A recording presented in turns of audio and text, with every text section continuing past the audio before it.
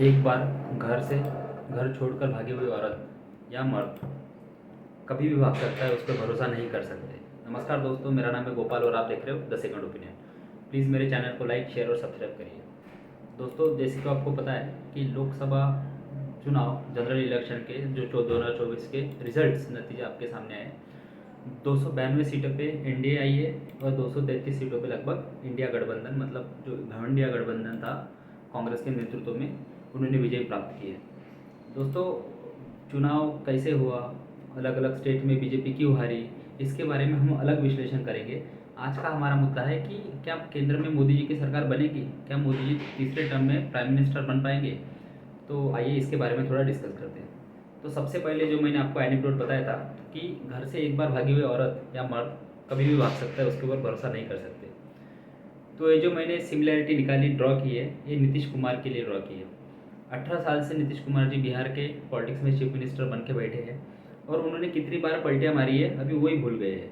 उन्होंने 2015 में, 2014 में Modi ji became the face of the prime minister, उसके वजह से उन्होंने पार्टी छोड़ी, मतलब एनडीए गठबंधन छोड़ा और अलग चुनाव लड़ा। अलग चुनाव लड़के उनकी 2 सीट्स आई और उसके बाद 2015 में जब उन्हें लगा कि अब मैं पॉलिटिकली इरिलेवेंट हो रहा हूँ, तो लालू जी के साथ जाके उन्होंने लालू जी के साथ सरकार बनाई 2015 में। 2017 में फिर से नीतीश जी का दिमाग घुमा और 2017 में फिर से वो एनडीए गठबंधन में आ गए। 2019 का चुनाव बीजेपी के साथ लड़ा लोकसभा। 2019 का चुनाव बीजेपी के साथ लड़ने के बाद फिर से 2022 का इलेक्शन जब आया विधानसभा का, तब बीजेपी के साथ लड़ा। बीजेपी के साथ उन्होंने 42 सीट प्राप्त की। एक साल बीजेपी के साथ गठबंधन चलाया, उसके बाद फिर से लालू यादव के साथ चले गए। लालू यादव के साथ फिर से एक साल रहे, एक साल बाद फिर से उनका मूड चेंज हुआ, फिर से मोदी के साथ आ गए और 2024 में 16 सीटों पे मोदी जी के साथ चुनाव लड़ा। तो आपको पता होगा कि इलेक्शन से 2 महीने पहले या फिर नीतीश कुमार ज्वाइन होने से पहले प्रशांत किशोर हर टीवी चैनल पे एक इंटरव्यू दिया करते थे कि नीतीश की इस बार 4 या 5 सीटें भी नहीं आएंगी।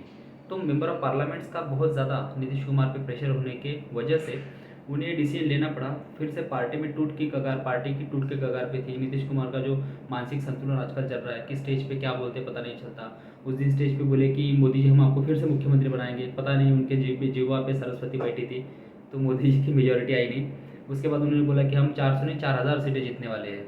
उसके बाद उनका विधानसभा में जो जिस तरह का बयान पॉपुलेशन कंट्रोल पे उन्होंने दिया, वो तो कोई चीफ मिनिस्टर, मतलब बिहार के और नीतीश जी ही ऐसा स्टेटमेंट दे सकते हैं जिस तरह से उन्होंने सारा डिस्क्रिप्शन दिया था। तो दोस्तों, कहना ये चाहता हूँ कि प्रशांत किशोर के इंटरव्यू की वजह से जो प्रेशर बिल्ट हुआ उनके मेंबर ऑफ पार्लियामेंट्स में, सांसद में, उसकी वजह से बीजेपी के साथ जाने के लिए उनके ऊपर प्रेशर बिल्ड हुआ। ऊपर से जिस गठबंधन का उन्होंने बनाया था, जो गठबंधन उन्होंने स्टार्ट किया था, जो संयोजक बनना चाहते थे गठबंधन के, इंडिया गठबंधन, उनका भी उन्हें ना संयोजक बनाया गया ना प्रधानमंत्री का फेस बनाया गया। तो वहाँ से भी उनका मोह भंग होने के बाद उन्होंने मोदी जी के साथ जाने का फैसला लिया और 2024 के इलेक्शन के एक साल पहले फिर से मोदी जी के साथ आ गए। फिर से उन्होंने 16 सीट ली और अभी 16 सीट में से 12 सीट का लगभग उन्होंने चुन के लाई है।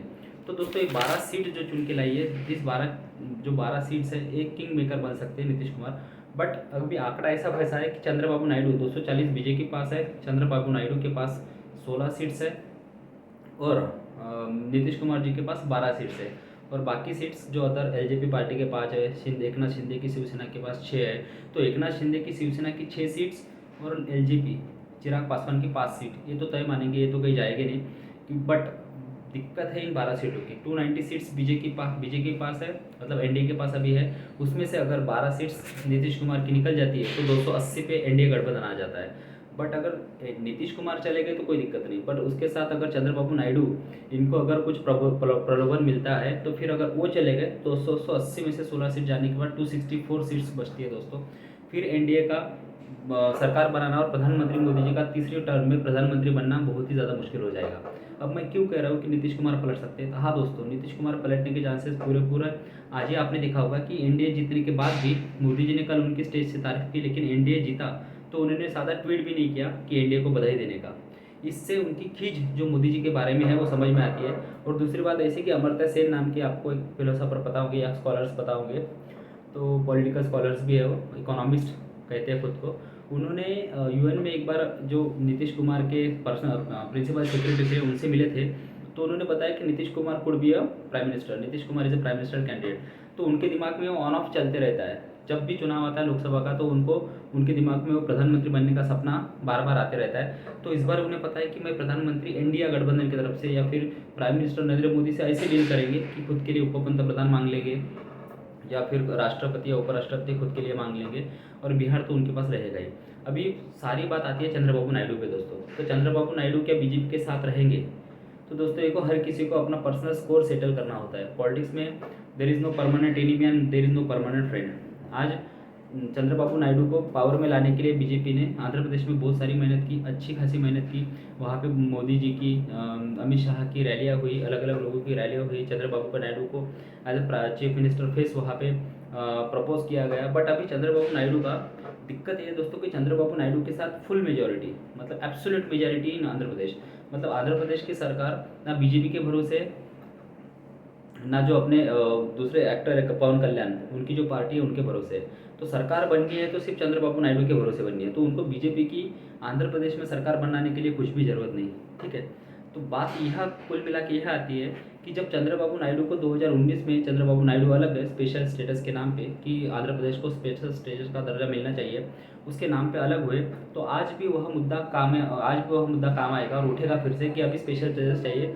और बीजेपी इस वक्त इस कंडीशन में कि निगोशिएट नहीं कर सकती या फिर बार्गेन नहीं कर सकती, क्योंकि उन्हें सरकार बनानी है। तो दोस्तों यही होता है गठबंधन का, जब हंग पार्लियामेंट आती है तो अदर पॉलिटिकल पार्टीज प्रेशराइज करती है, डिसीजन मेकिंग नहीं होती। 2004 से 2014 के बीच में पॉलिसी पैरालिसिस क्या होता है आपने देखा होगा। गठबंधन की सरकारें जब भी बनती है तो डिसीजंस लेने में देर होती है, डिसीजंस ले नहीं पाते क्योंकि हर पार्टी सहमत नहीं होती, अलग अलग एक्शंस ले नहीं पाते। जैसा कि आपको पता होगा कि जो मुस्लिम्स में, सब मुस्लिम्स नहीं लेकिन कुछ मुस्लिम्स में जो रेडिकल मुस्लिम्स है, जो आईसीस या इनके टच में है, तो एनआईए उनके ऊपर रेड करती है। तो आपको पता होगा कि बिहार के मुस्लिम या फिर बिहार के जो प्रिंसिपल सेक्रेटरी थे नीतीश कुमार के, उन्होंने नीतीश कुमार को पर्सनल मैसेज कन्वे किया कि अगर ऐसे ही रेड चलती रही तो बिहार के मुस्लिम आपके साथ नहीं रहेंगे। उसके बाद ही नीतीश कुमार ने फैसला लिया, then he shifted towards the India gathbandhan, that is Tejashwi Yadav. Now the point will come कि आज के बाद वो क्या फैसले मोदी जी उतने ही कठिनाई से, उतने ही कठोरता से फैसले ले पाएंगे? नहीं दोस्तों, जब भी गठबंधन की सरकारें बनती है तो फैसले लेना बहुत ही ज़्यादा मुश्किल हो जाता है, फैसले ले नहीं पाते और इसका इम्पैक्ट आपको आगे आने वाले टाइम में दिखेगा। अभी आज सोचो, अगर आज अगर इंडिया गठबंधन की सरकार बन गई तो जिस राम के नाम पे आपको लगता है कि चुन के आएंगे, लेकिन अभी उनके पास रीज़न है कि people will not vote on the name of Ram, भगवान के नाम पे लोग वोट नहीं करते। तो आज वो कितना भी मुस्लिम अपीसमेंट करेंगे तो उनको पता है कि भाई हिंदू धर्म तो जाति जातियों में बटा है, उनको कुछ फर्क नहीं पड़ने वाला।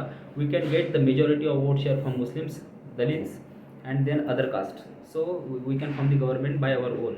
तो ये सारी चीज़ें दोस्तों, तो नीतीश कुमार मुझे ऐसा लगता है कि अभी नहीं बट ब्लैकमेल करते रहेंगे एंड अल्टीमेटली वो पलट भी जाएंगे। Now BJP has only one option, BJP के पास 240 सीटें है दोस्तों, तो उनको 32 सीट्स की ज़रूरत है। तो 30 अभी इतनी पार्टियाँ फोड़ी है आज तक, तो बीजेपी को 32 सीट्स मैनेज करनी पड़ेगी, otherwise it will be very difficult for them to rule for 5 years. एक तो मन से डिसीजन नहीं ले पाएंगे, ऊपर से बीजेपी ने 4 पोर्टफोलियो और एक 5वां स्पीकर की पोजीशन, जैसा फॉरेन मिनिस्टर होता है, फाइनेंस मिनिस्टर होता है, होम मिनिस्टर होता है और डिफेंस मिनिस्टर होता है। ये जो फैब 4 मिनिस्ट्री होते हैं, जिसे फैब 4 मिनिस्ट्री कहा जाता है, एक होता है रक्षा मंत्री, एक होता है गृह विभाग होते हैं, एक होता है अर्थ विभाग और एक होता है फॉरेन परराष्ट्रीय विभाग।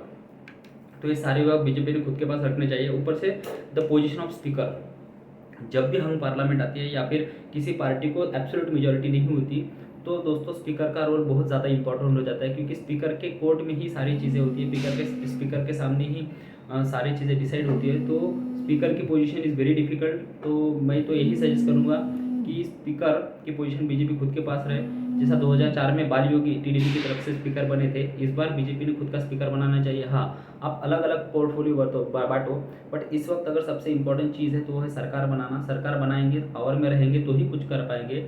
पावर में रह के विपक्ष में देश के लिए कुछ नहीं किया जा सकता। Power is important. So wish them all the best. And आपको मेरा विश्लेषण कैसे लगा प्लीज़ कमेंट बॉक्स में बताएं। Thank you very much.